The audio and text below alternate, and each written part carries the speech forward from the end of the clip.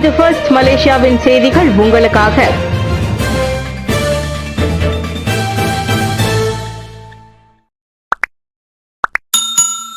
Bangkok புத்தாக்க விருதுகளில் மலேசிய இந்திய மாணவர்கள் வெற்றி. ரமணன் பூரிப்பு. மலேசியாவை பெருமைப்படுத்தும் வகையில் நம் மாணவர்கள் 4 தாய்லாந்து தலைநகர் பாங்காக்கில் நடைபெற்ற புத்தாக்க விருதளிப்பில் சிறப்பாக சாதித்துள்ளனர். கெடா மாநிலத்தை சேர்ந்த இம்மாணவர்கள் ஆரம்ப பள்ளி பொறியியல் பிரிவில் 2 தங்கப் பதக்கங்களையும் 2ஆம் இடத்தையும் வென்றனர்.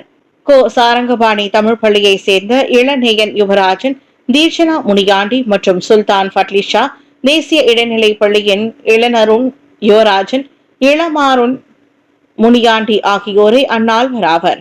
இவர்களின் சாதனையை பாராட்டிய மனிதவள அமைச்சர் ஸ்ரீ ரமணன் ராமகிருஷ்ணன் அவர்களை நேரில் அழைத்து வாழ்த்துக்களை தெரிவித்துக் கொண்டார். இந்த வெற்றியின் மூலம் மலேசிய இளைஞர்களின் திறனை மற்றும் புத்தாக்க சிந்தனை உலக அளவில் அங்கீகரிக்கப்பட்டுள்ளதாக அவர் தெரிவித்தார். ஆசிரியர்கள் மற்றும் பெற்றோர்களின் ஆதரவை இந்த வெற்றிக்கு முக்கிய காரணம் என்றும் அவர் கூறினார். இது மலேசியாவுக்கு ஒரு பெருமையான தருணமாகும். இச்சாதனை மேலும் பல இளம் மலேசியர்களை உலக அரங்கில் பிரகாசிக்க தூண்டும் என்றும் PKR உதவி தலைவருமான ரமணன் நம்பிக்கை தெரிவித்தார். மெர்சிங் காருக்குள் கசமுசா. மலேசிய ஆடவரும் பாகிஸ்தானிய இளைஞரும் கைது. மெர்சிங்கில் ஒரு பொது இடத்தில் நிறுத்தப்பட்டிருந்த கார் சந்தேகத்திற்கு இடமாக குலுங்கியதை கவனித்த இஸ்லாமிய சமயத்துறை அதிகாரிகள் அதனுள்ளே இருந்த 2 ஆடவர்களை கைது செய்தனர்.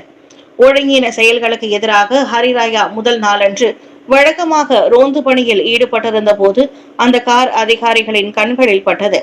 அருகில் சென்று விசாரித்த போது காரின் உள்ளே இருந்த இருவரும் அரை நிர்வாணமாக ஓரின சேர்க்கையில் ஈடுபட்டதை கண்டு அதிகாரிகள் அதிர்ந்து போயினர். உள்ளூரை சேர்ந்த 30 வயது ஆடவரும் 20 வயதிலான பாகிஸ்தானிய இளைஞரும் உடனடியாக கைது செய்யப்பட்டு மேல் விசாரணையாக தடுத்து வைக்கப்பட்டனர்.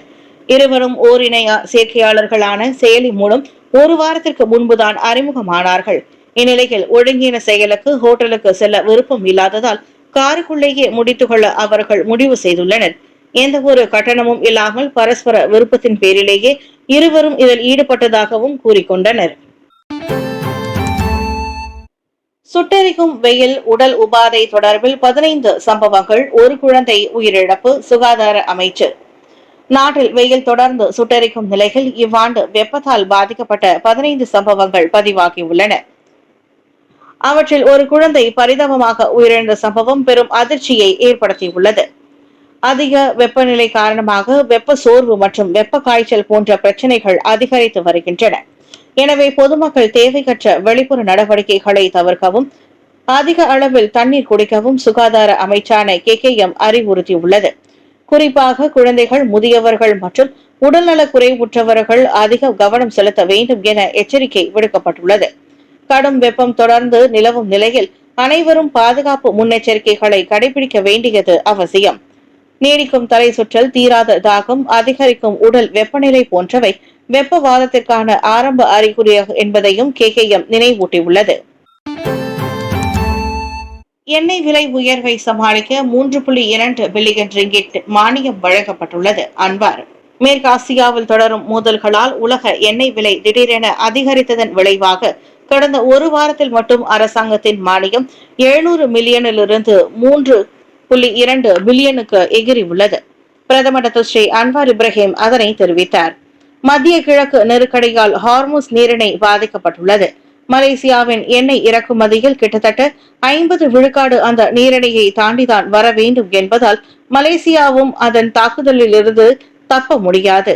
என்றாலும் இந்த சவால் மிக காலகட்டத்திலும் மக்கள் மற்றும் பெரும்பாலான வியாபாரிகள் சந்தை விலையை முழுமையாக செலுத்த வேண்டிய அவசியம் இல்லை. காரணம் புடி மடானி, ரோன் 95 மற்றும் புடி டீசல் திட்டங்கள் வழியாக மானியங்கள் தொடர்ந்து வழங்கப்படுவதாக அவர் சொன்னார். உலக சூழ்நிலை எவ்வளவு சிக்கலானதாக இருந்தாலும் மக்களின் நலனே மடானி அரசாங்கத்தின் முன்னுரிமை என்கிறார் அவர். ஒற்றுமைக்கு அச்சுறுத்தலாக இருக்கும் எந்த ஒரு சக்தியும் சமரசம் இன்றி வேரோடு அழிக்கப்பட வேண்டும்.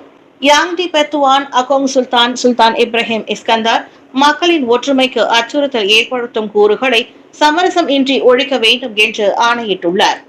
சுல்தான் இப்ராஹிம் சுல்தான் இஸ்கந்தாரின் முகநூல் பக்கம் வழியாக இன்று பகிரப்பட்ட 2026 ஈத் அல் ஃபித்ர் செய்திகள். மாட்சிமை தங்கிய மன்னர் அவர்கள் கடந்த ஆண்டு உரையில் தாம் வழங்கியிருந்த அறிவுரையை மீண்டும் வலியுறுத்தினார். இந்த அறிவுரை தற்போது பொதுமக்களால் மறக்கப்பட்டதாகவோ அல்லது புறக்கணிக்கப்பட்டதாகவோ தெரிகிறது. கவலைகளும் எச்சரிக்கைகளும் எழும்போது அது வெறும் சட்ட நடவடிக்கை எடுப்பது அல்ல, அல்லது சமூக தலைவர்களிடையே கலந்துரையாடுவது மட்டுமல்ல, மாறாக மக்களின் அன்றாட வாழ்க்கையில் நாகரிகத்தை கடைபிடிப்பதும் பேணப்பட வேண்டும், அவ்வப்போது தொடர்ந்து வலுப்படுத்தப்பட வேண்டும் என்று சுல்தான் இப்ராஹிம் கூறினார். நாகரிகம் மற்றும் ஒழுக்கம் என்ற கோட்பாட்டை உள்ளடக்கிய ருக்குன் நெகராவின் 5 கோட்பாடுகளை மலேசியர்கள் மறக்க வேண்டாம் என மன்னர் நினைவூட்டினார். ஸ்லாங்கூரின் பல்வேறு பகுதிகளில் விழாக்கால அமலாக்க நடவடிக்கை. 200 வெளிநாட்டவர்களிடம் குடிநுழைவுத்துறை சோதனை. விழாக்கால அமலாக்க நடவடிக்கையாக வெள்ளிக்கிழமை தொடங்கி ஸ்லாங்கூரின் பல்வேறு பகுதிகளில் குடிநுழைவுத்துறை மேற்கொண்ட சோதனைகளில் 200 வெளிநாட்டவர்கள் விசாரிக்கப்பட்டனர். பேருந்து நிலையங்கள், சந்தைகள், பட்டலிங் ஜெயாவின் மெந்திரி கோர்ட் போன்ற மக்கள் அதிகம் கூடும் இடங்களும் அவற்றில் அடங்கும். குறிப்பாக சொன்னால் போர்ச்சுகிலான் கிளான் பேருந்து முனையம், GM கிளான், ஷா அலாம், தாமன் ஸ்ரீ முடா சந்தை, செலாயாங் மொத்த சந்தை உள்ளிட்டவையும் அடங்கும். இந்த நோன்பு பெருநாள் விழா காலத்தின் போது பொது அமைதியை உறுதி செய்யவும் குடிநுழைவு சட்டங்கள் பின்பற்றப்படுவதையும் உறுதி செய்வதையும் இந்நடவடிக்கை நோக்கமாக கொண்டதாக ஸ்லாங்கூர் குடிநுழைவு துறையின் இயக்குநர் கைருல் ஆமினுஸ் கமாருடின் தெரிவித்தார். இந்த ஓப்ஸ் ஆம்னி பிரசன்ஸ் சோதனையில் 16 அதிகாரிகள் களம் இறங்கினர். கண்காணிப்பு நடவடிக்கைகள் மீதான பொதுமக்களின் நம்பிக்கை வலுப்படுத்த இந்த நேரடி அமலாக்கங்கள் தொடரும் என கைருல் கூறினார். பினாங்கு மாநில ஆலய பிரச்சினைகளுக்கு தீர்வு காண நிர்வாகங்களுடன் மஹிமா இணைந்து செயல்படும், சிவகுமார் உறுதி. பினாங்கில் நிலவும் ஆலய பிரச்சினைகளுக்கு உரிய தீர்வு காண அவற்றின் நிர்வாகங்களுடன் மஹிமா எனப்படும் மலேசிய இந்து ஆலயங்கள் மற்றும் இந்து அமைப்புகள் பேரவை தொடர்ந்து செயல்படும். மஹிமா தலைவர் டாக்டர் என் சிவகுமார் அதனை உறுதிப்படுத்தினார். பினாங்கில் உள்ள ஆலயங்கள் நிலப்பிரச்சனையை எதிர்நோக்கி வருகின்றன. நிலப்பட்டா பிரச்சனையும் உண்டு. இந்த பிரச்சனைகளுக்கு எல்லாம் தீர்வு காண்பதற்கான வழிகள் முன்னெடுக்கப்படும். இதற்கு ஆலய நிர்வாகங்கள் எல்லாம் ஒரே குடையின் கீழ் இணைய வேண்டும். இதன் மூலம் ஆலயங்கள் எதிர்நோக்கும் பிரச்சனைகளுக்கு தீர்வு காண முடியும் என அவர் நம்பிக்கை தெரிவித்தார். நோன்பு பெருநாளின் முதல் நாளன்று 1304 சாலை விபத்துகள், 15 பேர் உயிரிழப்பு. வெள்ளிக்கிழமை பதிவான 1515 விபத்துகள் மற்றும் 26 உயிரிழப்புகளுடன் ஒப்பிடுகையில் இது ஒரு ஒட்டுமொத்த சரிவு என புகிட் அமான் போக்குவரத்து விசாரணை மற்றும் அமலாக்கத்துறை முகநூல் பதிவில் தெரிவித்துள்ளது. பெருநாள் காலத்தில் நெடுஞ்சாலைகளில் 23 லட்சத்திற்கும் அதிகமான வாகனங்கள் செல்லும் என எதிர்பார்க்கப்படுவதால் சாலை பாதுகாப்பை உறுதி செய்யவும் விபத்துகள் மற்றும் போக்குவரத்து நெரிசலை குறைக்கவும் புகிட் அமான் நாடு முழுவதும் 5544 போக்குவரத்து போலீஸ்காரர்களை பணியில் அமர்த்தியுள்ளது. போதைப்பொருள் விசாரணை துறை 1.4 பில்லியன் ரிங்கெட் மதிப்புள்ள போதைப் பொருட்களை பறிமுதல் செய்தது. அனைத்துலக நிறுவனங்களின் ஒத்துழைப்போடு போதைப்பொருள் விசாரணை துறை கடந்த சில ஆண்டு காலமாக 1,76,700 கிலோகிராம் எடை கொண்ட 1.4 பில்லியன் ரிங்கெட் மதிப்புள்ள பல்வேறு போதைப் பொருட்களை பறிமுதல் செய்துள்ளது. அமெரிக்கா, ஆஸ்திரேலியா, ஹாங்காங், சீனா, தாய்லாந்து உட்பட பல நாடுகளின் போதைப் பொருள் அமலாக்க நிர்வாகம் மற்றும் தடுப்பு நிறுவனங்களின் ஒத்துழைப்போடு இந்த போதைப் பொருள் பறிமுதல் செய்யப்பட்டதாக புகிட் அமான் போதைப் பொருள் குற்றவியல் விசாரணை துறையின் இயக்குநர் டாக்டர் ஹுசைன் உமர் கான் தெரிவித்தார். போதைப் பொருள் குற்றவியல் விசாரணை துறை மற்றும் பல்வேறு நிறுவனங்களின் ஒத்துழைப்போடு மேற்கொள்ளப்பட்ட 34 நடவடிக்கையின் மூலம் ஹெராயின், கேத்தமைன், மெத்தாபெத்தமைன் உட்பட பல்வேறு போதைப் பொருட்கள் பறிமுதல் செய்யப்பட்டன. இது தவிர தென்கொரியாவின் ஒத்துழைப்போடு 9420 கிலோ கொக்கைன் போதைப் பொருளும் பறிமுதல் செய்யப்பட்டதாக ஹுசைன் ஓமர் கூறினார். தங்க விலை 10% சரிவு, வீழ்ச்சி தற்காலிகமே என நிபுணர்கள் கருத்து. கடந்த வாரத்தில் தங்கத்தின் விலை அதிர்ச்சி அளிக்கும் வகையில் 10 விழுக்காட்டுக்கும் மேல் சரிந்துள்ளது. 1983 ஆண்டுக்கு பிறகு, அதாவது 43 ஆண்டுகளில் இல்லாத அளவுக்கு இது மிகப்பெரிய வாராந்திர வீழ்ச்சியாகும். ஆனால் இது ஒரு தற்காலிக சரிவை என நிபுணர்கள் கூறுகின்றனர். உயர் வட்டி விகிதங்களினால் கடன் மற்றும் பங்கு மற்றும் வளர்ச்சிக்கு அழுத்தம் அதிகரித்துள்ளது. ஆனால் நாணய கொள்கை தளர்ந்ததும் தங்கம் மீண்டும் வலுவாகும் என எதிர்பார்க்கப்படுகிறது. வெள்ளிக்கிழமை தங்கம் அலவன்ஸுக்கு 4477 முதல் 4735 அமெரிக்க டாலர் வரை விற்பனையாகி $4509 முடித்தது. என்றாலும் தங்கம் வீழ்ச்சி அடையவில்லை, அது மாற்றம் அடையும் கட்டத்தில் உள்ளது என SBI அசெட் மேனேஜ்மெண்ட் நிறுவனத்தின் ஸ்டீபன் இனாஸ் கூறினார். நீண்டகால முதலீட்டாளர்களுக்கு தங்கம் இன்னமும் பொருளாதார அசாதாரணத்திற்கு எதிராக பாதுகாப்பான முதலீடாகவே உள்ளது என்கிறார் அவர். ஜாமீனில் வரவிருந்த 41 வயது நபர் காஜாங் சிறையில் திடீர் மரணம், குடும்பத்தார் அதிர்ச்சி.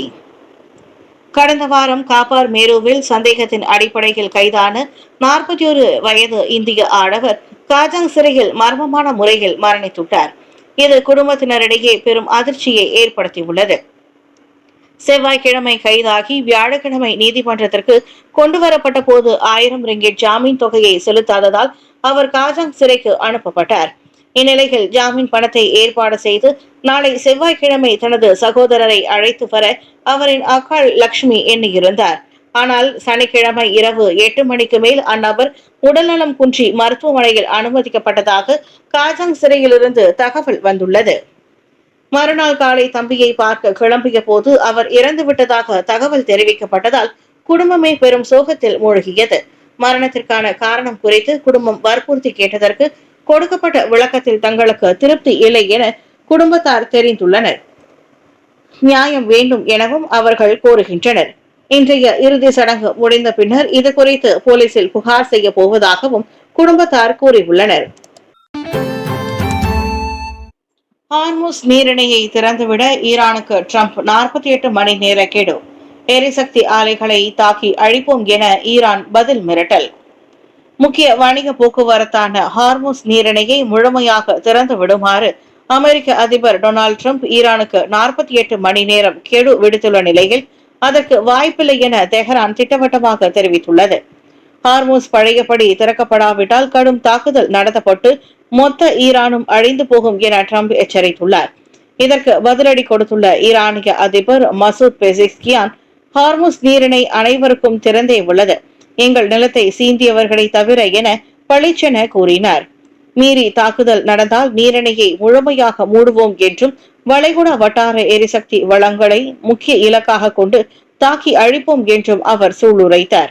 உலக எண்ணெய் போக்குவரத்தின் சுமார் 20 விழுக்காடு இந்த நீரிணை வழியாகத்தான் செல்வதால் இந்த பதற்றம் உலக சந்தையில் எண்ணெய் விலையை உயர்த்தியுள்ளது.